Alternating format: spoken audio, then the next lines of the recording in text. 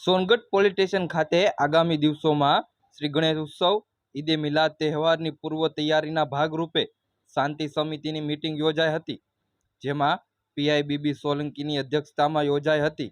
આ બેઠક 27 ઓગસ્ટ 2025ના રોજ બપોરે યોજાઈ હતી। પીઆઈ બીબી સોલંકીએ બંને તહેવારો શાંતિપૂર્ણ રીતે ઉજવવામાં આવે અને કાયદો વ્યવસ્થા જળવાઈ રહે તે માટે માર્ગદર્શન આપ્યું હતું। Bureau report, Sihor.